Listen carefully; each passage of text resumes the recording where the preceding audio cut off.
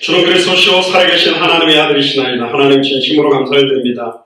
특별히 2020년을 마무리하는 축복의 예배를, 주일 예배를 드리게 하시니 감사를 드립니다. 이사야서 66장 전체를 통해서 우리에게 주시는 음성들을 최종적으로 마무리하며 정리하는 축복의 예배가 되기를 원하며, 특별히 오늘 65장과 66장에서 하나님의 심판 후 새하늘과 새 땅이라는 제목으로 하나님의 말씀을 대언하기를 소원합니다. 오늘도 한 해를 마무리하며 새로운 한 해에 주실 은혜들을 또 기대하는 축복의 예배가 되도록 역사하여 주옵소서. 감사를 드리며 승리하신 주 예수 그리스도 이름으로 기도드리옵나이다. 아멘. 오늘 제목이 하나님의 심판 후 새하늘과 새 땅이라는 제목으로 하나님의 말씀을 증언하겠습니다. 이사야 66장 전체가 올 2020년 한 해 동안 우리가 나누었던 메시지인데요. 하나님께서 굉장히 많은 은혜를 주셨고 하나님께서 저와 여러분들을 통해서 큰 일들을 진행하고 계신 줄 믿습니다. 그래서 여러분들 계속적으로 기도하시고 오직 주와 복음만을 위해서 사는 그런 시작이 되기를 주님으로 축복합니다. 이사야 전체에 요약되는 말씀이 이사야 65장, 66장에 나타납니다. 하나님께서는 지속적으로 이스라엘 백성들에게 변치 않는 사랑을 보여주셨지만 1절에서 7절 보면 그들이 자신을 배척하였기 때문에 심판이 필요했음을 말씀합니다. 그러나 8절부터 12절까지는 그 심판에서도 살아남는 자들이 있을 것이다. 또 13절에서 16절은 하나님 떠난 자들과 하나님을 따르는 자들은 극심한 대조를 이룹니다. 하나님을 떠난 자들은 저주와 멸망뿐이고 하나님을 따르는 하나님의 백성들 남은 자들에게는 축복과 영광이 나타날 것이다. 그러면서 17절에서 25절까지는 하나님께서 남겨둔 남은 자들의 간절한 기도가 하나님께 상달되어져서 하나님의 나라가 우리에게 임하고 모든 슬픔은 사라지게 될 것이다. 그게 65장의 내용입니다. 한 번은 어떤 중직자가 그런 이야기를 하시더라고요. 이 땅에서 완전히 원수된 사람들끼리 천국 가서 보는 게 그게 천국이겠냐? 더 고통스러운 것이 되지 않겠나? 그런데 그분은 이게 성경을 잘 몰라서 그렇습니다. 아까 뒤에 본문에도 나왔지만 사자와 어린 양이 같이 살 수 있는 어린아이가 독사의 불에 손을 넣어도 물리지 않는 그곳이 바로 천국입니다. 그 말은 의외로 저는 그렇게 생각합니다. 이 땅에서 죽어도 얼굴을 안 볼 것이다. 저주를 퍼붓고 저주의 저주를 퍼붓고 어떤 이유에도 나는 절대로 저 사람은 이 일은 용서할 수 없으라고 한 사람이 있다 할지라도 그들이 복음을 받고 천국에서 만날 때는 그 저주가 변해서 더 큰 축복이 되고 사랑이 되고 위로가 되어져서 또 하나가 될 겁니다. 정치, 사회, 경제, 문화 상황을 보면 너무 극좌 극우로 가면서 서로를 공격하고 있는데 너무너무 안타까운 게 지금 대한민국입니다. 전 세계입니다. 트럼프 대통령 또 바이든 대통령 이 사이에서도 지금 아직 해결이 안 되고 있잖아요. 그런데 천국에서는 그런 거 없어요. 의외로 정말로 미워했던 사람들이 그 마음문을 열고 서로가 용서를 구하고 하나가 될 때 얼마나 그게 멋있겠습니까? 그게 천국이 되는 겁니다.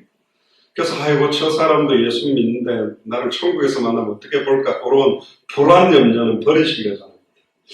하나님께서는 왜 이스라엘을 계속적으로 고통을 주셨냐? 죄 때문입니다. 어떤 죄냐? 하나님의 말씀을 청종하지 아니하고 경외하지 않아요. 그리고 자기 생각대로 모든 일들을 결정하고 해놔도 아예 하나님 바라보는 것보다 이 땅의 부귀영화와 성공, 아예 세속적인 세상 또 사탄을 따라가는 인생을 살아가고 있기 때문에 하나님은 사랑하는 마음으로 책망을 하시는 거였습니다. 그래서 하나님은 시대마다 반드시 소수에 남아있는 사람들을 항상 준비시켰어요. 노아 홍수 시대 때도 노아를 비롯한 8명의 식구를 남겨두신 것처럼 아수르 바벨론 로마 시대에도 다니엘과 사드락 메삭 아벳느고라든가 특별히 모세라든가 소수의 몇 사람들을 통해서도 하나님은 하나님의 언약을 이루고 가셨던 겁니다. 그래서 이 풍랑만난 시대, 코로나19 시간표, 아까 기도했습니다마는 확진자가 일어나는 속도가 어떻게 이렇게 참 전 세계에 많을까? 또 변이 코로나가 일어나서 확산이 더 급하다는데 막 급하게 만들어서 지금 백신을 공급하는데 백신 맞아도 또 부작용이 있는 것 같고 또 치료제가 나와야 된다. 아우성입니다. 심지어 유럽 같은 경우는 너무나 많이 죽어나가기 때문에 장례식도 하지도 못하고 냉동창고에 지금 관짝을 갖다가 계속 지금 세워놓고 있고 저기 변두리 나라들은 아예 나오는 대로 시체를 그냥 바로바로 그냥 태워버리는 겁니다. 그러니까 태워서 화장해놓고 장례식을 하라는. 그러니까 참 안타까운 시대입니다. 그걸 보면서 야 진짜 이 예수가 그리스도는 이 복음이 코로나 바이러스보다 더 빠르게 확산되어져 가서 정말 영원한 생명운동 진짜 예수님을 그리스도로 영접하고 기뻐서 하나님께 찬양하는 그런 일들이 꼭 일어나도록 여러분들이 기도하면 좋겠습니다. 어떤 선교사님이 글자도 없는 저기 아프리카나 저기 아마존 밀림의 소수 부족들을 만나가 글이 없으니까 이게 소통이 잘 안 되는 거예요. 그래서 아예 창세기부터 계시록까지 이렇게 그림을 그려서 성경을 설명하기 시작한 겁니다.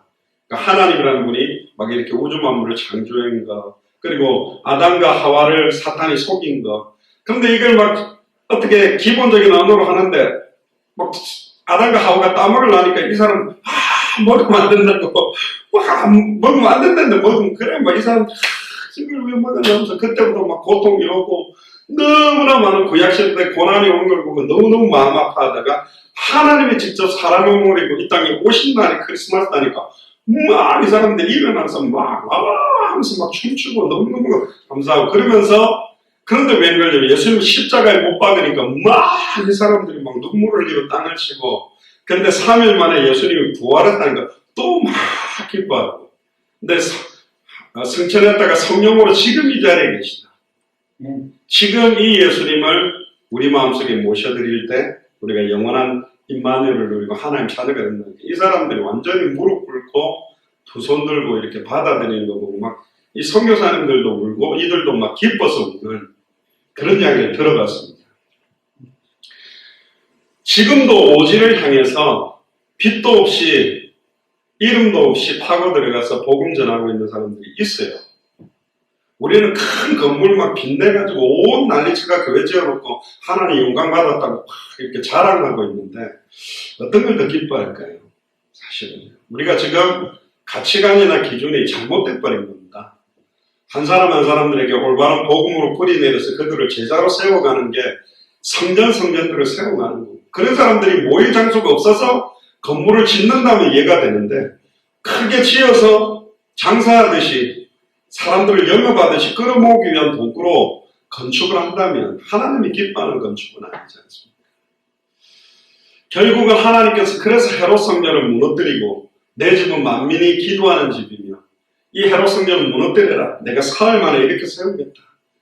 그게 몸된 자신의 성전을 말하는 겁니다. 3일 만에 부활하실 예수님의 몸에 대한 예언도 들어있는 거죠. 1절부터 16절을 보시면 패역한 유대인들을 벌하십니다. 나는 나를 구하지 아니하던 자에게 물음을 받았으며 나를 찾지 아니하던 자에게 찾아냄이 되었으며 내 이름을 부르지 아니하던 나라에게 내가 여기 있노라 하였다. 내가 누군지도 모르고 내 이름을 불러요. 근데 왜 부르느냐? 지금 나 먹을 거 없어요. 나 고통스러워요. 내 문제 해결해 주세요. 겨우 그거 갖고 내 이름을 부르냐? 내가 진정으로 누군지 모르냐? 나는 우주 만물을 창조하고 땅끝까지 창조한 여호와다. 나 외에 다른 신은 없다. 너희가 나를 찾는 이유가 뭐냐? 나를 통해서 먹을 거 하나 달라고 나를 찾았느냐? 나에게는 영원한 생명과 영원한 영생과 구원이 내게 있는데 그걸 알지 못해서 이 땅에 거 눈에 보이는 거 구하고 있느냐? 안타까운 거죠.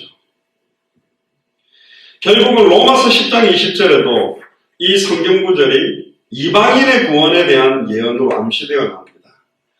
특히 이사야는요 담대하게 말을 합니다. 내가 구하지 아니하는 자들에게 찾은 바 되고 내게 문의하지 아니하는 자들에게 나타났다. 결국 하나님은요 사람의 말을 듣고 일들을 진행하는 분이 아닙니다. 왜? 우리의 생각과 하나님의 생각은 다르고 우리의 뜻보다 하나님의 뜻이 훨씬 높기 때문에 우리하고 의논할 수준이 우리가 아닌 거예요. 그러니까 가장 좋은 완전한 계획을 가지고 저와 여러분들을 부르셨고 지금도 그 언약을 이루고 계십니다. 호세아 2장 23절에도 내가 나를 위하여 저를 이 땅에 심고 긍휼히 여김을 받지 못하였던 자를 긍휼히 여기며 내 백성 아니었던 자에게 향하여 이르기를 너는 내 백성이라 하리니 저희는 이르기를 주는 내 하나님이시라. 우리는 하나님 백성이 아니었다니까요. 우리는 이방인이었어요. 선택받았던 유대인 이스라엘은 아브라함의 족속과는 전혀 관계없던 사람들이 바로 우리였지 않습니까? 그런데 이제는 내 백성 아니었던 자를 향하여 너는 내 백성이다. 옆 사람한테 이야기하세요. 당신은 하나님의 백성입니다. 시작. 당신은 하나님의 백성입니다. 저희는 이르기를 주는 내 하나님입니다. 이제 이렇게 말할 수 있는 특권을 받은 겁니다. 2절부터 5절까지 보면 내가 종의 손을 펴서 자기 생각을 좇아 불선한 길을 행하는 패역한 백성을 부른다니 곧 동산에서 제사하며 벽돌 위에서 분향하며 내 앞에서 항상 내 노를 일으키는 백성이다. 하나님께 예배드리는 단이 아니라 우상에게 드리는 단을 하나님을 찬양하지 않고 아예 이방신들을 향해서 찬양하는 시대가 왔다라는 것을 경고하고 있는 겁니다. 그들이 무덤 사이에 앉으며 은밀한 처소에서 지내며 돼지고기를 먹으며 가증한 물건의 국을 그릇에 담으면서 사람에게 이르기를 너는 네 자리에 섰고 내게 가까이 하지 말라. 나는 너보다 거룩함이니라 하나니. 완전히 하나님의 뜻, 진짜 하나님이 기뻐하는 신령과 진정으로 드리는 예배의 핵심은 잃어버리고 자기는 모든 행위를 하고 외식적인 모든 것들을 진행하는 게 하나님 앞에는 거룩한 줄 알고 착각하는 사람들이 너무 많았다. 이사야 시대만 아닙니다. 지금 2020년 똑같은 것을 말합니다. 원래 돼지고기를 모슬렘 사람들도 먹지 않죠. 원래 성경에 보면 가증한 짐승으로 예표되는 게 돼지고기입니다. 그러니까 율법에 금지한 거예요. 근데 그걸 먹는 것이 문제가 아니라 말씀을 어기는 것 때문에 문제가 된 겁니다. 돼지고기를 먹는 게 문제가 아니고 아담과 하와가 선악을 알게 하는 열매를 한 개 먹은 걸 가지고 뭘 그래 하나님 그렇게 원죄를 줘서 모든 사람이 저주받게 했냐. 그 말이 아니요. 열매를 하나 먹은 게 아니고 동산 모든 나무 실과는 마음껏 먹지만 하나님이 먹지 말라고 했던 그 열매를 하나님의 말씀과 언약을 다 깨버린 겁니다. 왜 깼죠? 뱀 속에 들어간 사탄의 말을 믿고 이 선악을 알게 하는 나무 열매를 따먹는다는 네가 하나님과 같이 될 수 있다는 사탄의 말을 믿고 하나님하고 똑같아지기 위해서 자기 손으로 따먹은 겁니다. 사탄의 문제지만 우리가 지은 죄라는 거예요. 왜 아담과 하와가 지은 걸 우리에게 그 죄에 대한 대물림을 주느냐? 아니라니까요. 아담의 허리에 우리가 있었고 저와 여러분들이 그 자리에 있었어도 우리는 뭐 했을 것이다? 다 먹었을 것이다. 똑같다는 겁니다. 왜? 지금 우리의 지혜나 능력보다 아담과 하와는 지혜와 능력이 더 뛰어났습니다. 어마어마한 능력을 갖고 있음에도 불구하고 눈에 보이는 선악을 알게 하는 나무 열매를 따먹는 지금 여러분들의 선악과는 뭡니까? 뭘 지금 따먹고 있습니까? 뭘 붙들고 있냐는 거죠. 5절에서 7절에 보면요. 이런 자들은 내 코에 연기요 종일 타는 불이로다. 보라 이것이 내 앞에 기록되었으니 내가 잠잠치 아니하고 반드시 보응하되 그들의 품에 보응할지라. 너희의 제약과 너희 열주의 제약을 함께하리니 그들이 산 위에서 분향하며 작은 산 위에서 나를 능욕하였습니다. 분향을 하기는 하는데 예배를 드리기는 드리는데 찬양을 하기는 하는데 헌금을 하기는 하는데 봉사를 하기는 하는데 하나님 뭐래요? 나를 능욕하는 거다. 이사야 1장이 그랬죠. 피의 의미를 모르고 피만 계속 뿌린 거예요. 피 뿌리면 끝나니까. 그걸 죄짓고 아예 피만 뿌려버리면 돼. 면죄부를 받은 것처럼 그 짓을 하고 있는 겁니다. 완전히 하나님을 갖다가 만홀히 여기고 만홀히 여긴다는 말은 얕잡아 보는 거예요. 하나님 별거 아니게 보고 행동하는 게 지금 수많은 주의 종들과 목회자들과 선교사들과 중직자들이 이런 모습을 드러내는 겁니다. 그걸 보고 자라는 우리 후대들이 하나님을 경외할 수 있겠냐? 그렇지 않다는 거죠. 그러므로 내가 먼저 그 행위를 헤아리고 그 품에 보응하리라. 여호와가 말하였느니라. 결국 하나님께서 징벌하시고 고통을 주시는 이유는 사랑이라는 거예요. 너무너무 사랑하는데 진짜 세상이 주는 것과 다른 평안과 기쁨, 완전한 진리와 완전한 거룩 가운데로 들어갈 수 있는 축복을 주고 싶은데 완전히 육신적이고 인간적이고 세속적인 걸 붙들고 있으니 하나님이 첫 직절을 하신다는 겁니다. 8절에 10절에 보면 여호와께서 이같이 말씀하시되 포도 송이에는 즙이 있으므로 혹이 말하기를 그것을 상하지 말라. 거기 복이 있느니라 하나니 나도 내 종들을 위하여 그같이 행하여 다 멸하지 아니하고 내가 야곱의 중에서 씨를 내며 유다 중에서 나의 산들을 기업으로 얻을 자를 내리니 결국은 완전히 멸망받아야 될 가문이고 멸망받아야 될 인간인데도 불구하고 그 가운데 하나님의 씨를 내며 그 가운데 기업을 이을 자를 준비해 두셨다. 그런 상황에서도 하나님의 부르심에 응답하고 감사할 수 없는 상황에 감사할 수 있는 사람들, 기뻐할 수 없는 상황에 기뻐할 수 있는 사람들을 불러내서 뽑아낸다. 그래서 우리 나이 많은 할머니 권사님들이 천에 하나 만에 하나 건져냈다는데 그렇습니다. 우리가 이렇게 하나님 앞에 예배드린다는 게 지금까지 한번 여러분들 신앙생활을 돌려보세요. 교회 가서 뭐 했습니까? 싸웠습니까? 꼴 보기 싫은 사람 째려보고 앉아 있었습니까? 목사한테 상처받아가 설교 시간에 기트로 맞고 그래도 교회 안 앉아있으면 저주받을까봐 앉아 있었습니까? 그게 예배입니까? 그게 신앙생활입니까? 아니잖아요. 완전히 교회가 어떤 판에 영적인 상태를 눈을 열고 본다면 저들은 너무너무 추악하고 더러운 자리가 교회가 될 거예요. 너무너무 가식덩어리들이 와서 앉아있는 거예요. 가식적인 복음, 가식적인 예배, 가식적인 찬양. 그러니까 하나님이 곧 제발 예배하지 마라. 차라리 성전문을 걸어 잠글 사람이 있었으면 좋겠다. 못 들어오게 만드는 게 내가 더 낫겠다. 차라리 오지 마라. 그래서 지금 교회에 모이지 못하도록 문이 닫혀 있는지도 모릅니다. 정말로 간절하면 그렇게 교회 가서 예배드리고 싶은 게 그냥 교회 가면 좋으니까가 아니라 참된 신령한 진정으로 예배드려야 될 의미를 아는 자들이 와서 예배드려라. 그래야 거기에 하나님의 나라가 임하는 정말로 하나님이 기뻐하는 교회가 되지 않겠나. 할렐루야입니까? 그래서 2021년에 백신 이후에 치료제 이후에 드려지는 예배가 정말로 하나님이 영광받고 너무 기뻐하는 그런 산제사가 회복되기를 주의 이름으로 축복합니다. 결국은 나의 종들이 거기 갈 것이다. 사로는 양떼의 우리가 되겠고 아골골짜기는 소떼의 눕는 곳이 되어 나를 찾은 내 백성의 소유가 되려 하거니와. 11절부터 12절에 오직 나의 여호와를 버리며 나의 성산을 잊고 갓에서 상을 베풀어 놓으며 머니에게 섞은 술을 가득히 붓는 너희여 내가 너희를 칼에 붙일 것인즉 다 부풀고 살육을 당하리니 이는 내가 불러도 너희가 대답하지 아니하며. 제 어릴 때 제가 많이 들었던 게 우리 남수림 목사님 제일 잔소리 중에 듣기 싫었던 게 뭔지 아세요? 영아가 밥 먹어야 그 소리가 제일 싫었어요. 제가 뭘 하고 있어요? 저는 밥보다는 뭐 하는 일을 마쳐야 밥을 먹는데 뭐 하고 있는데 영아가 밥 먹어야 맨날 그거 들었어요. 그러면 열받았거든요. 여기 뭐랍니까?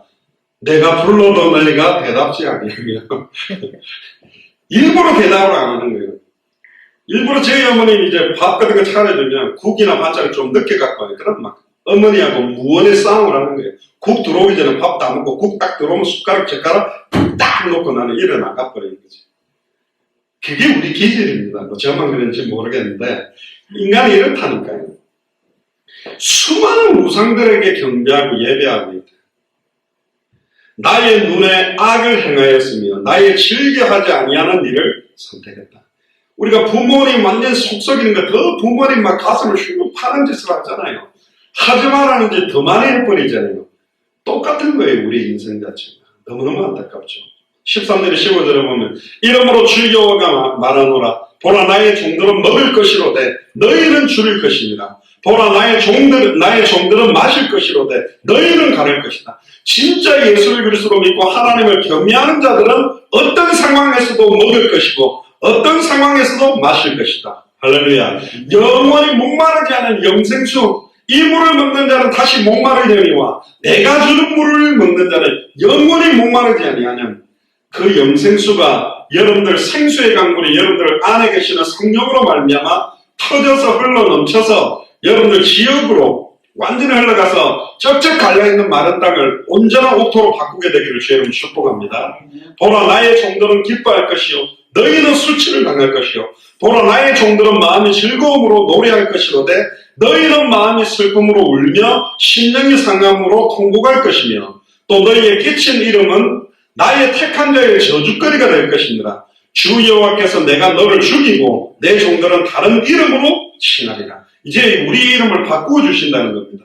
이제는 그의 거룩한 나라요, 그의 소유이 된 백성이요, 아예 그리스도인으로 하나님의 정권 대사를 받은 참 선지자 직분을 대행하고 왕직분을 대행하고 제사장 직분을 대행하는 그런 이름을 바꿔줄 것이다.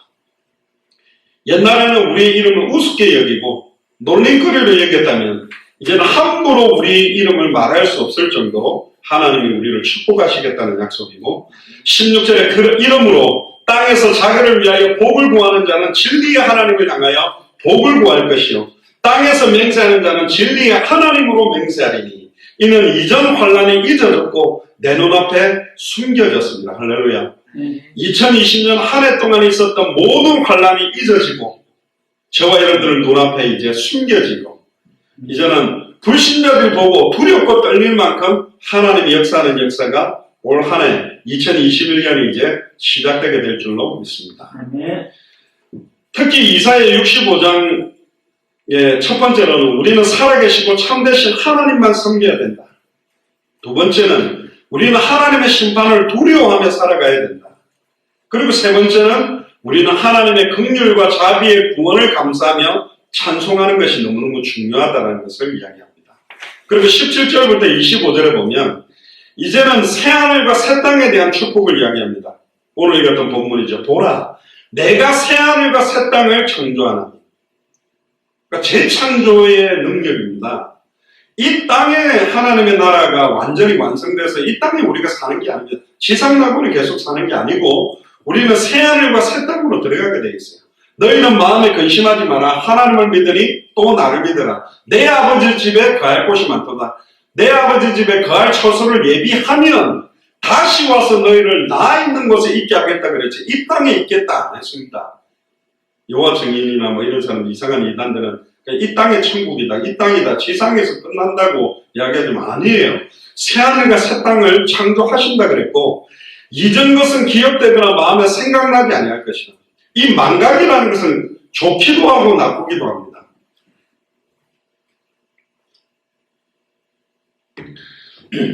어떤 분들, 저도 이제 소심형 A, 트리플 A형이라 누구한테 상처받거나 기분 나쁜 일을 겪으면 그게 다 입력이 돼가지고요.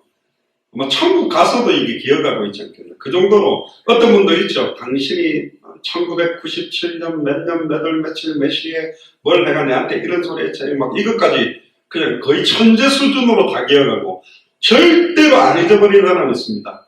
그 사람들이 이제 정신 문제가 오는 거예요. 너무 고통스러운 거예요. 그거는 원래 잊어버리라고 망각의 기능을 우리에게 주셨는데 잊어버려야 될 것은 안 잊어버리고 안 잊어버려야 될 것은 빨리 잊어버리고 하나님의 말씀을 우리의 신비에 박힌 잘 박힌 못처럼 박혀서 우리의 혼영관념으로서 생각하면 찔러 쪼개도록 말씀이 영원토록 우리에게 딱 기억이 돼야 되는데 말씀은 다 놓쳐버리고 우리에게 주신 언약과 하나님 주신 복음은 놓쳐버리고 완전히 상처받았던 거, 눌렸던 거, 시달렸던 거 이걸로 내 생각과 마음을 가득 채우고 있는 거예요. 막 머릿속에 벌레가 구더기들이 막 버글버글 걸어다니는 것처럼 왜 우리의 생각과 마음에 악한 생각과 추악하고 더러운 걸로 가득 채워놓겠습니까? 하나님 주시는 평안과 기쁨이 여러분들의 생각과 마음에 충만하게 되기를 주의 이름 축복합니다.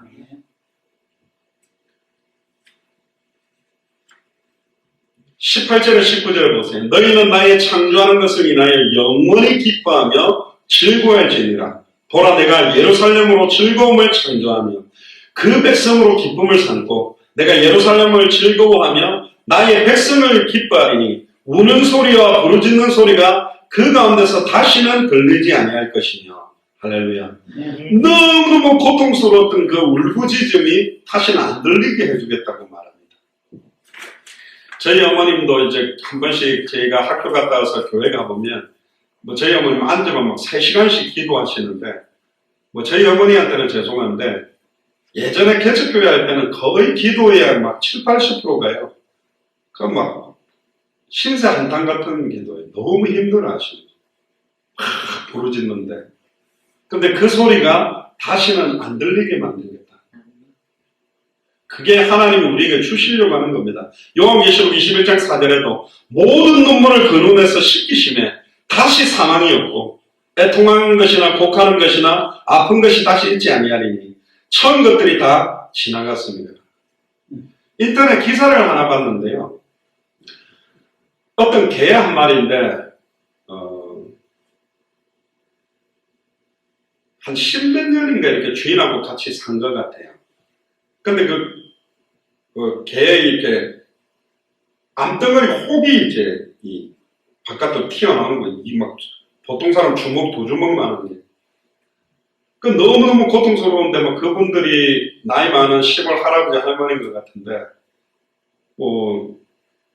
이거 뭐 수술도 거기는 병원이 없고 가보니까 이미 이 암을 잘라내긴 잘라냈는데 뼛속으로 온 개 몸 안으로 이렇게 다 이게 퍼져 있는 거예요. 그러니까 이제 이 할아버지 할머니 너무너무 미안하고 또 이렇게 막 하니까 개를 붙들고 막 울더라고. 그래 이제 조금 더 이제 이 개하고 이제 좀 좋은 시간을 보내려 하는데 순도 제대로 이제 모시고 거의 죽음이 가까운 거예요.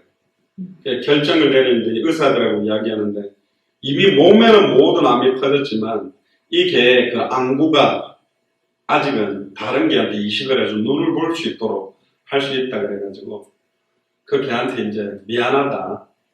이제 그 안구를 잘라서 다른 못 보는 개한테 좀 볼 수 있도록 하고 그러니까 안락사 비슷한 거죠. 그렇게 하는데 막 이 할아버지가 막 콧물 눈물을 막 흘리는데 그 개가 좀 덤하게 보더라고요. 저도 그거 보니까 좀 마음이 좀 찡했어요. 제가 미국에 있는 그 개 한 마리고 그 디퍼라고 하는데 이놈이 막 온데다가 똥오줌 싸고 제가 막 팔로 툭툭툭 차는데 좀 잘해줘야 되겠다 이런 하게 됐는데 근데 마지막 그 모습을 보는데 그 개 눈빛하고 이 할아버지 눈빛을 보는데 죽음이라는 게 사실은 눈물이라는 게 안타까울 때가 있잖아요. 근데 뭐라 그럽니까? 모든 눈물을 그 눈에서 씻겨주겠다. 다시 사망이 없고 애통하는 것이 없고 곡하는 것이나 아픈 것이 다시 있지 아니하리니 처음 것들이 다 지나간다. 결국은 다 지나갑니다. 할렐루야. 막 거기서 너무너무 분노하거나 너무너무 낙심하거나 좌절할 이유가 없다. 우리 안에 예수님이 그리스도로 함께 계시기 때문에. 그러면 천국 가면 그 모든 눈물이 씻겨지는 끝은 맞는데 이 땅에서도 예수를 그리스도로 알고 믿는 우리는 예전에는 이것 때문에 너무너무 고통스러워하고 괴로워하고 좌절하고 낙심하고 했던 그 현장에 세상이 주는 것과 다른 평안을 지금 이 땅에서도 누릴 수 있다는 겁니다. 그래서 로마서 12장 11절에 소망 중에 즐거워해라. 빌립보서 4장 4절에 주 안에서 항상 기뻐해라. 내가 다시 말하노니 기뻐해라. 기뻐할 수 있다는 거예요. 주님 안에서는 가능하다는 거예요. 아멘입니까? 네. 2020년에 모든 어떤 아픔과 고통으로 물러가고 2021년에는 더 큰 아픔과 더 큰 고통은 오겠지만 이제는 그 고통 안에서 용광로 안에서 풀무불 안에서 사자굴 안에서 참된 평안과 기쁨을 누린 것처럼 절대로 빼앗기지 않는 평안과 기쁨이 여러분들에게 넘쳐나기를 주의 이름으로 축복합니다. 20절에 거기는 날수가 많지 못하여 죽는 유아와 수완이 차지 못한 노인이 다시는 없을 것이라. 곧 100세에 죽는 자가 아이겠고 100세 되어 못 되어 죽는 자는 저주받은 것이다. 이 말은 100세 전에 죽으면 저주받는다는 말이 아니고 그만큼 장수의 축복이 넘쳐난다. 그러니까 100살 전에 죽는 사람들이 없을 만큼 아니 뭐 90에 죽어서 아이고 오래 못 살았나 이럴 정도로 많은 사람들에게 장수의 축복이 있다는 거죠. 예전에는 진짜 환갑잔치하고 안 했으니까 요즘은 잘 안 한다 합니다. 근데 뭐 다 60 다 넘게 사는데 요즘은 다 70도 인생 70부터라 그러고 70에 새로 이혼하고 새로 젊은 여자 만나서 결혼하는 할아버지도 많고 젊은 남자 만나서 아들보다 젊은 남자 만나서 생생 사는 분도 많다 보니까 요즘은 뭐 환갑 칠순잔치도 잘 안 한다는데 천국에서는 그 정도로 우리의 장수의 축복들이 오는 겁니다. 무드셀라 같은 경우는 969세까지 살았거든요, 예전에. 근데 힘없이 별별을 그리고 온몸 덜덜덜 떨면서 969세 살면 의미가 별로 없잖아요. 근데 강건하게 그렇게 살았대요. 그 정도로 우리에게 주시는 축복이 클 것이다. 디도서 1장 2절에 나의 사도된 것은 영생의 소망을 일합니다. 이 생명은 거짓이 없으신 하나님이 영원한 때 전부터 약속한 거다. 요한에서 5장 13절에 내가 하나님의 아들의 이름을 믿는 너에게 이것을 쓴 것은 너희로 하여금 너에게 영생이 있음을 알게 하려. 우리 성도는 천국에서 죽지 않고 영원히 주님과 함께 복되게 사는 곳이다.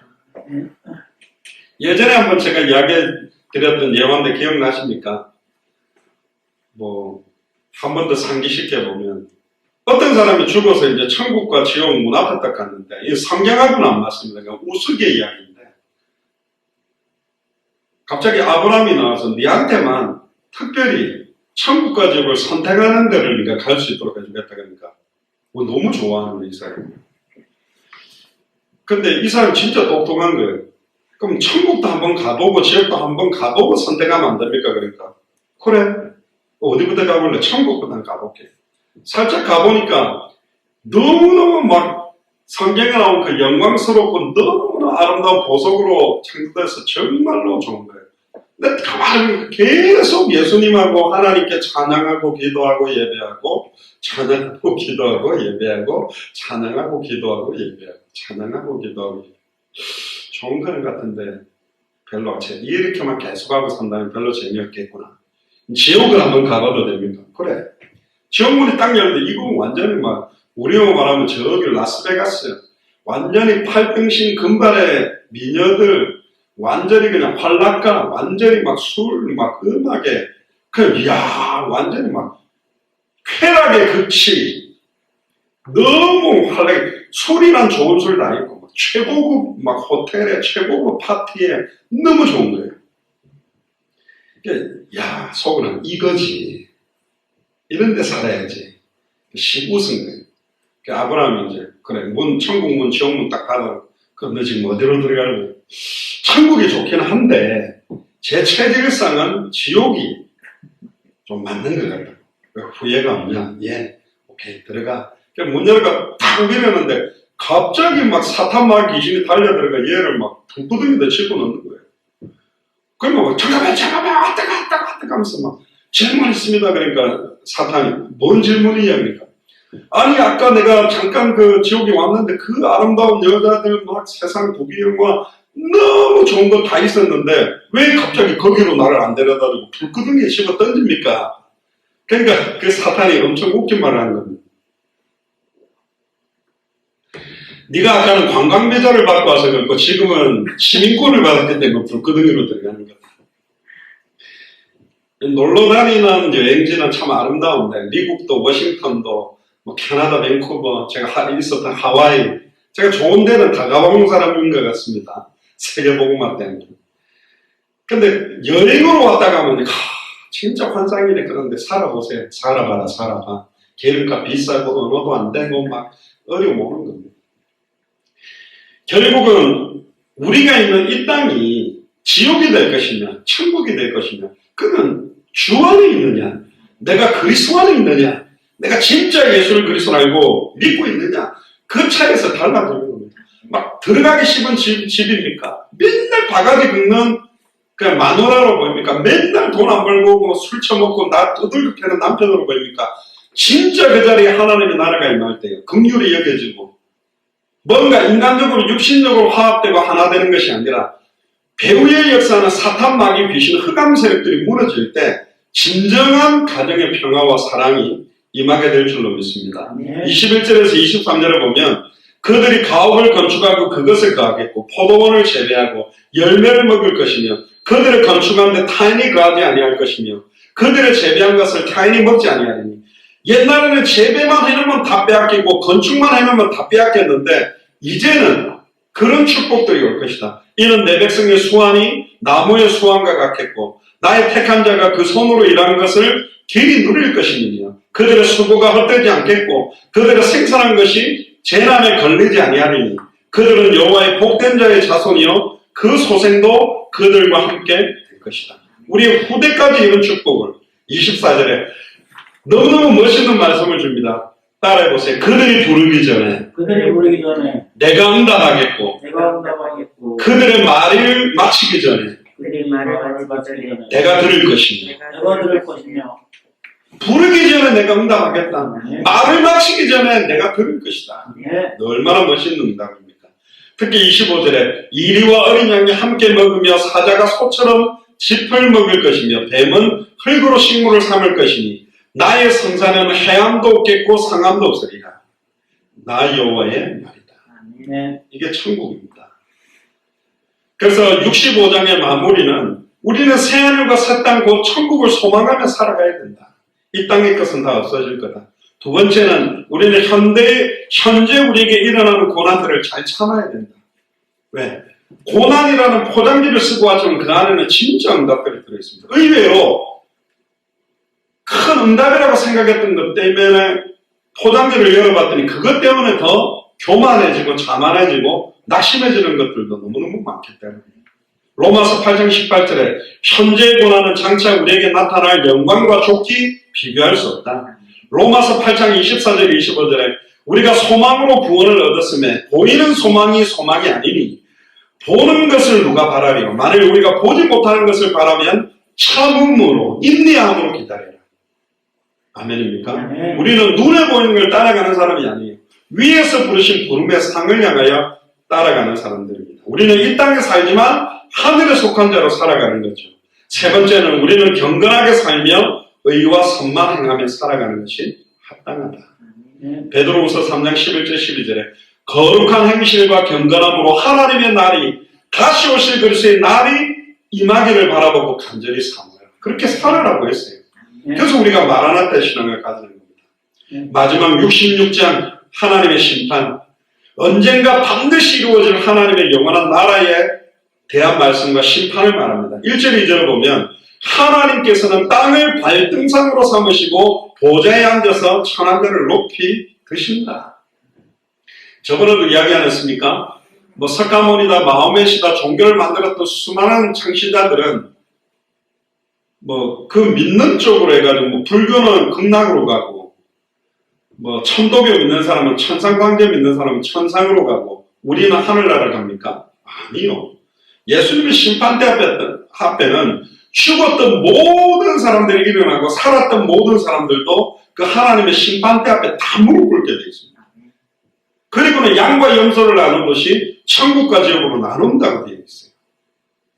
그러니까 모든 절대 주권이 하나님 손에 있고 하나님 없다고 말하는 불신자들이 살고 죽는 시간표도 하나님이 다 정해놨고 불신자들의 부귀영화, 응답받고 응답 못 받는 것도 하나님이 다 컨트롤하고 있습니다. 참새 한 마리가 떨어지는 것도 하나님의 허락이라 떨어진다면 바다에 모래알도 새고 머리카락도 새고 있다면 영리할 게 없다. 우리보다 막 편법을 쓰고 희한한 방법과 사기를 치고 이렇게가 막 좋은 집 사고 그거 부러워하지 마세요. 그 좋은 집 샀다 해서 행복은 아니라니까요. 우리는 진짜 예수를 그리스도로 알고 믿기 때문에 우리 안에 있는 이 보이지 않는 소망은 그 누구에게도 빼앗기지 않는 것입니다.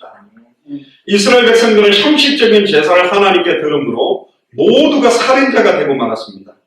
율법을 어긴 자들이며 나아가서 우상숭배자라고 불려지는 게 3절에 쓸 때 교회 안에서도 우상숭배가 일어나고 있습니다. 내가 이런 헌신을 하면 이런 봉사를 하면 내한테 복 주겠지. 그런 기복주의적인 거 가지고 하나님께 봉사하는 게 아니잖아요. 우리의 모든 것이 하나님의 것이고 우리가 가지고 있는 게 하나님의 것이기 때문에 드리는 거예요. 하나님은 내가 나를 사랑하는 것보다 나를 더 사랑한다면 하나님이 내게 고난을 허락한 건 내게 유익하기 때문에 허락했다고 말하고 있습니다.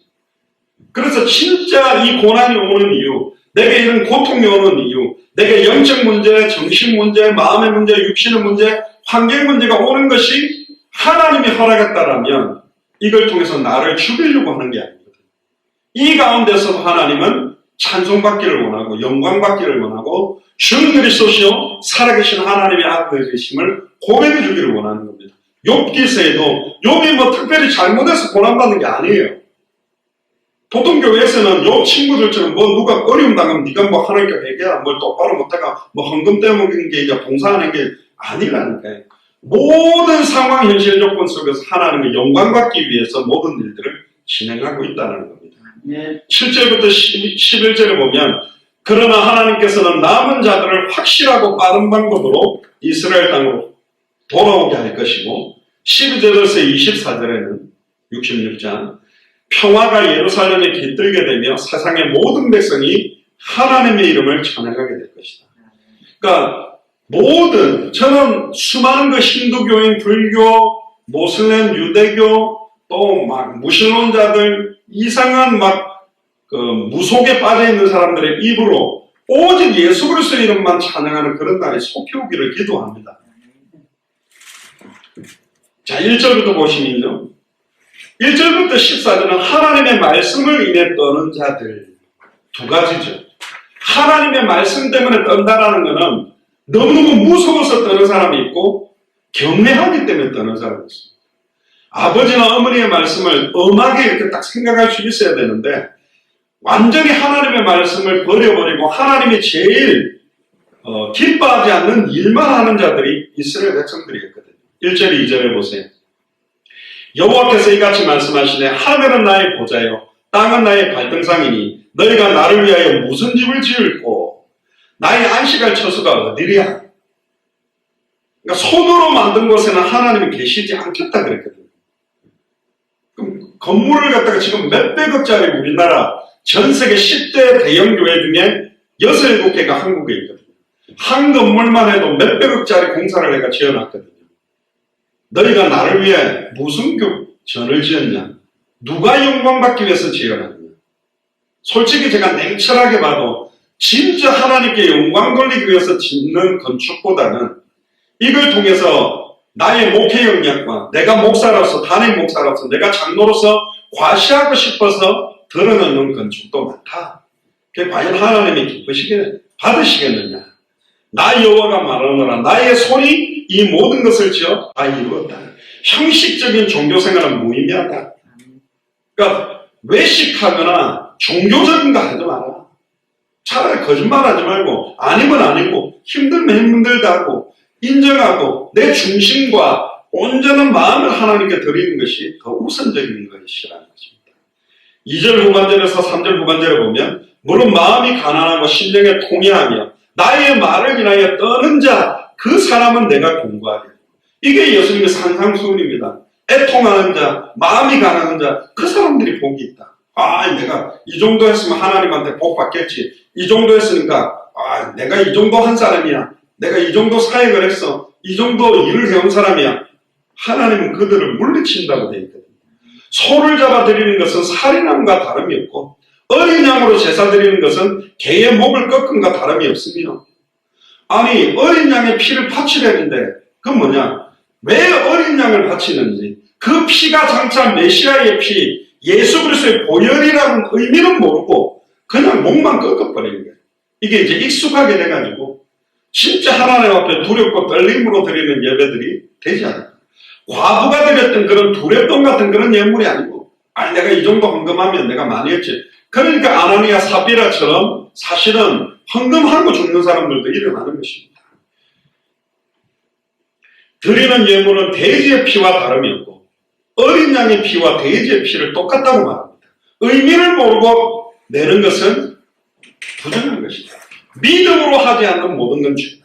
믿음으로 하지 않는 생명운동도 죄고 믿음으로 하지 않는 말씀운동도 죄고 믿음으로 하지 않는 제자운동도 죄고 믿음으로 하지 않는 전도와 선교도 다 죄가 될 수 있다. 예수를 그리스도로 믿는 믿음, 핵심과 본질을 놓치고 하는 것은 다 죄다. 지금 이런 이야기를 하는 겁니다. 우상을 찬송함과 다름이 없이 하는 것이다. 결국은 아합 시대 때 바알에게 무릎 꿇지 않았던 그 7천인처럼 요한계시록 3장의 4대 교회에 몇 명의 흰옷 입은 사람들을 예비한 것처럼 신령과 진정으로 예배드리는 소수들을 하나님은 준비하셨다는 겁니다. 3절부터 4절까지 보면 그들은 자기 길을 택하며 그들의 마음은 가정한 것을 기뻐한 즉 나도 유혹을 그들에게 택하여 주며 그 무수하는 것들을 그들에게 임하게 하리니 이는 내가 불러도 대답하는 자 없으며 하나님이요 그들이 하나님의 뜻에 맞지 않게 생각만 가지고 말만 하고 행동만 해도 바로바로 징계하지 않았습니다. 하나님 가만히 기다려줬어요. 그랬더니 죄송합니다. 간땡이가 부어가지고 내가 이런 짓을 해도 괜찮은갑다고 아예 방탕에다가 자기를 방임하고 뛰는 걸 보고 하나님은 그 유혹을 택하여 주었다. 근데 왜 그렇게 됐느냐? 내가 불러도 대답하는 자가 없다. 누가 나를 위해 갈고 누가 나를 위해 갈고 대답을 하지 않는 거예요. 내가 말하여도 그들이 청종하지 않고 매주 강단을 통해서 하나님의 음성이 증거되어지는데 그 정말로 다 듣지 않는다는 거죠. 제가 여기 와서 설교를 안 하고 우리나라의 유명한 한경직 목사님입니다. 조용기 목사님입니다. 한 시대를 끌었던 그런 목사님 딱 와서 한마디 딱 똑같은 말인데, 옛날에 워렌 버핏 이야기 안 했습니까? 완전 투자의 귀재고, 그 사람이 전 세계에서 어마어마한 재력과 능력을 갖고 있는데, 이 사람이요, 광고를 낸 거예요. 나하고 점심시간 딱 2시간. 그렇게 하는데, 경매를 붙인 거예요. 그 경매를 붙여 그걸 어려운 사람들한테 파는데, 경매가 붙다가 심지어 점심 한 끼 2시간 하는데 20억인가 그런데도 20억을 내고 그 사람하고 2시간을 함께 하는 거예요. 그러면 20억을 내고 오는 그 사람들 이제 끝나고 나면 인터뷰를 한 겁니다. 그 무슨 말을 했냐? 뭘 먹었냐? 20억을 내고 먹었으면 어마어마한 거 먹었냐? 아니요. 서로 물어보고는 햄버거 그냥 맛있는 수제 햄버거 2, 3만 원짜리 그럼 뭔 이야기냐? 주로 이제 워렌 버핏이 이야기를 했는데 자기가 어릴 때 어떻게 자랐고 정직하게 살아라 남을 속이지 마라 그런 이야기하고 끝났대요. 그럼 안 아깝냐 그랬더니 이 사람 안 아깝다는 거예요. 20억 아니 어디다가 투자하면 돈을 더 많이 받을 것인가 그걸 좀 물어보죠. 20억을 한 끼 2시간 점심 식사로 내놓을 사람은 돈 걱정을 하는 사람 아니에요. 그러니까 인생이 뭘까? 나는 왜 살지? 나는 왜 기업을 하고 있지? 근본적인 물음. 2000년 전에 목수 출신인 30살 청년이 회개하라 천국이 가까웠다고 외치니까 아무도 귀 기울이지 않았습니다. 자기 땅에 왔을 때 자기 백성들이 영접지 않았다고 그랬습니다. 그러나 영접하는 자, 곧 그 이름을 믿는 자들에게는 하나님의 자녀가 되는 건데 뭘 영접해요? 말씀이 육신을 입고 왔으니 말씀을 영접하는 자, 진짜 나에게 주시는 말씀을 말씀으로 받는 자는 하나님의 자녀가 되는 권세와 능력이 나타나는 것입니다. 네. 수천 번의 예배를 갖다가 엉뚱한 짓 하고 은혜 받지도 못하고 저는 고실직에서 자라면서 예배 드릴 때 너무 설교가 길고 어려우니까 모르겠으니까 주보에다가 사각형 칠하고 동그라미 칠하고 주보에 줄 긋고 계속 경건한 척 하면서 그거 하고 앉아있습니다. 그 신령과 진정으로 드리는 예배, 하나님의 말씀을 충정하는 예배 못하는 거죠. 오직 나의 목전에서 악을 행하였으며 나의 기뻐하지 아니하는 것을 선택했다. 중남미 가니까요 얼마나 찬양 인도자들이 찬양했죠. 제 기타는 기타가 아닙니다. 연주 완전히 어마어마하게 아름답게 막 연주하는 거예요. 메시지 딱 전하면 스마트폰 보고 안 들어요. 인도자들이 진짜로 그냥 왔다 갔다 해요. 딴지대요. 놀랍죠. 찬양 인도자를 치고 맨 앞에 앉아서 진짜 말씀 딱 받으려고 하는 사람 있냐? 없어요. 앞에서는 그렇게 홀리한 인상 다 쓰더니 앉아갖고 메시지 받을 때는 멍 때리고 앉아있다니까. 너무 안타깝죠. 그 찬양이 하나님이 받으시는 찬양이겠냐. 5절에 6절 보세요. 여호와의 말씀이 인하여 떠는 자들아 그 말씀을 들을지어다. 할렐루야. 네. 그 말씀을 들을지어다. 그 음성을 들을지어다. 그 복음을 들을지어다. 이르시되 너희 형제들아 너희를 미워하면 내 이름을 인하여 너희를 쫓아내며 이르기를 여호와께서는 영광을 나타내서 너희 기쁨을 우리에게 보이시기를 원하노라 하였으나 그들은 수치를 당하리라 하셨느니라. 헌화하는 소리가 성읍에서부터 오며 목소리가 성전에서부터 들리니 이는 여호와께서 그 대적에게 보응하시는 목소리다. 7절 9절을 보면 시온은 구로하기 전에 생산하며 고통을 당하기 전에 남자를 낳았으니 이러한 일을 들은 자가 누구며 이러한 일을 본 자가 누구이뇨. 나라가 어찌 하루에 생기겠으며 민족이 어찌 순식간에 나겠느냐. 그러나 시온은 구로하는 즉시에 그 자민을 순산하일 거다. 여호와께서 가라사대 내가 임상케 하였은즉 해상케 아니하겠느냐. 네 하나님이 가라사대 나는 해상케 하는 자인즉 어찌 태를 닦겠느냐. 그렇게 오랫동안 선택해서 수많은 선민으로 수많은 전통과 율법을 줬지만 그걸 내팽겨졌던 이스라엘 민족을 버리고 완전히 일평생 우상숭배에 쩌들어왔던 사람이 예수 그리스도를 영접하는 순간에 하나님의 자녀로 잉태돼서 새로운 생명을 얻고 태어나는 것을 내가 하겠다, 그 말을 하는 겁니다. 다 빼앗기는 거예요. 시온의 축복을 다 놓쳐버린 거라니까. 가장 하나님이 영광스럽게 생각하는 핵심을 이 시대의 유대인들과 이스라엘 민족은 버려버린 겁니다. 사도 바울이요, 다메섹에서 회심하고 약 33년 이상 완전히 주어 복음을 위해 소아시아, 유럽, 로마, 스페인까지 가서 복음을 전했습니다. 그 사도 바울이 어떤 이야기를 합니까? 사도 바울이 살아있던 상태에도요, 강단이 수많은 교회 안에 거짓 선지자 적그리스도들이 파고들어서 강단 메시지가 변질되는, 혼미케 되는 시대였다고 말합니다. 고린도후서 4장 1절에서 5절. 이러함으로 우리가 인식분을 받아 긍휼하심을 입은 대로 낙심하지 아니하고 이에 숨은 부끄러움의 일을 버리고 괴율 가운데 행하지 아니하며 하나님의 말씀을 혼잡게 아니하고 무슨 메시지를 하는지 무슨 말을 하려고 하는지 알아듣지도 못하는 소리 가지고 와서 엉뚱한 이야기하는 시대가 됐다.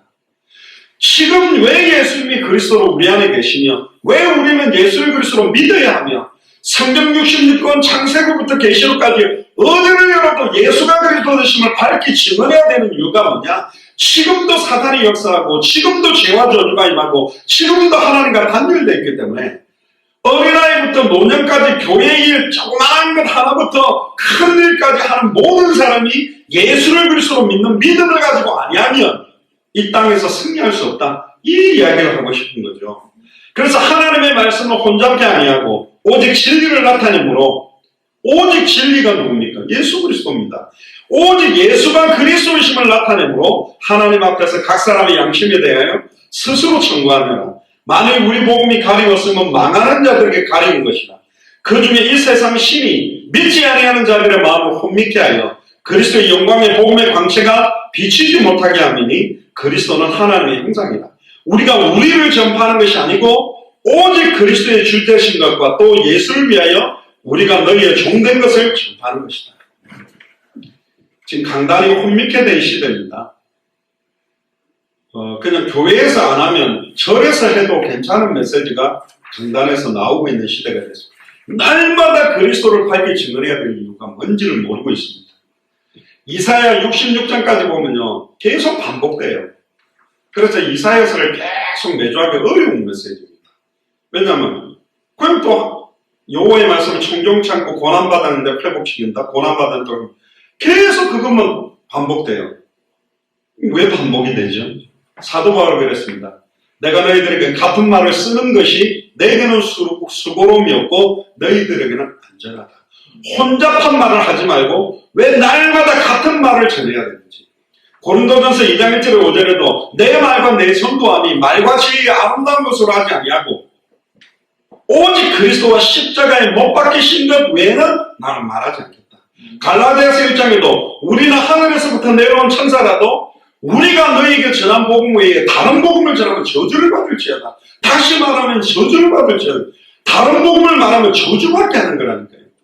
그래서 저희들이 전 세계 목회자들에게 우리가 성경이 말하는 그 복음을 밝히 계속 어디를 열어도 복음이 나타나도록 증언하지 않았다면 우리는 저주받게 한 사람이었다. 잘한다고 했는 게 저주를 받는 길로 우리가 인도했다. 소경이 소경을 인도하는 짓을 한 거 아닙니다. 빨리 회개하고 예수님 이름만이 찬송과 영광과 존귀를 받도록 십자가의 도가 멸망받을 자들은 미련한 소리처럼 보이지만 기본이라고 보이지만 구원을 얻는 우리에게는 하나님의 능력이 되고 그 능력이 나타날 것이기 때문에. 아멘입니까? 네. 결국 영적으로 분별해야 됩니다. 하나님의 영은 이것으로 알지니 예수께서 육체로 오신 것을 시인하는 영마다 다 하나님께로 속한 것이요 예수를 시인하지 않는 영마다 하나님께 속한 것이 아니니 이는 곧 적그리스도의 영이라. 오리라 한 말을 너희가 들었거니와 이제 벌써 세상에 있다. 10절부터 14절에도 예루살렘을 사랑하는 자야 다 그와 함께 기뻐해라. 다 그와 함께 즐거워하라. 그를 위하여 슬퍼하는 자여 다 그의 기쁨을 인하여 그와 함께 기뻐해라. 너희가 젖을 빠는 것 같이 그 위로하는 품에서 만족하겠고 젖을 넉넉히 빤 것 같이 그 영광의 풍성함을 인하여 즐거워하리라.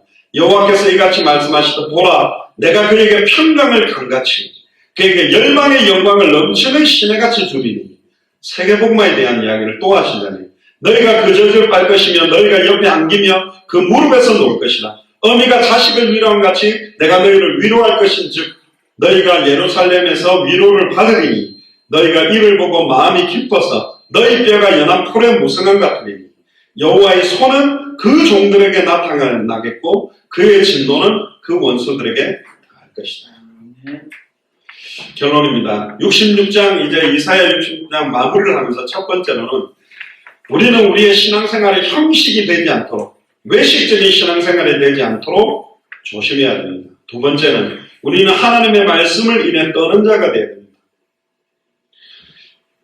저는 목회자로서 말씀드립니다. 목사가 하나님의 말씀 아닌 인간적이고 육신적인 자기 의견을 성찰하기 위해 자기 생각을 갖다가 성도들에게 집어넣는 거라면 그는 하나님 말씀이 안 될 수도 있다고 합니다.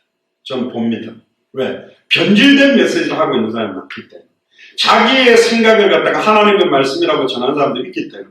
그러나 하나님의 말씀이 복음이 강단에서 나왔다면 우리는 그 말씀 전한 사람이나 듣는 자가 두려워 떨면서 붙들고 나가야 됩니다. 그래야 우리 모두가 살아날 겁니다. 셋째로 우리는 시온의 회복을 감사하며 그의 완성인 당대 세계복마를 소망하며 살아야 됩니다. 결국 66권의 완성은 다시 오실 그리스도의 재림으로 영광스럽게 이루어질 겁니다. 그리고는 우리는 그 축복 속으로 들어가게 될 겁니다. 15절부터 24절까지도 그 수많은 악인과 의인들을 하나님께서는 구분하시는 것도 하나님의 뜻이 거기 있습니다. 결국은 이사야 66장 전체를 마무리하면서 하나님의 심판 또 다시 오실 그리스도의 언약을 바라보면서 우리의 남은 생이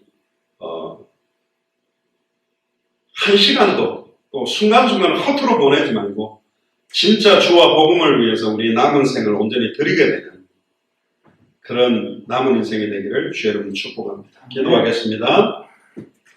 주 그리스도시오 살아계신 하나님의 아들이시나요? 하나님 이사야 65장 66장을 통하여 하나님의 심판 후에 우리에게 임하게 될 새하늘과 새 땅의 소망을 받게 하시면 감사합니다. 그 새하늘과 새 땅이 임하기 전에 이 땅의 어떠한 상황 현실 조건과 어떠한 고통과 어떠한 어려움 속에서도 빼앗기지 않는 참된 은혜와 참된 기쁨이 넘쳐나도록 축복하시고 2020년 한 해를 마무리하고 우리에게 또 새롭게 시작될 2021년을 두고 기도하며 기대하며 하나님께서 행하실 크고 은밀한 일들을 볼 수 있도록 우리의 남은 생을 온전히 주와 복음을 위해 드리도록 축복하여 주시옵소서. 감사를 드리며 승리하신 주 예수 그리스도 이름으로 기도드리옵나이다. 아멘.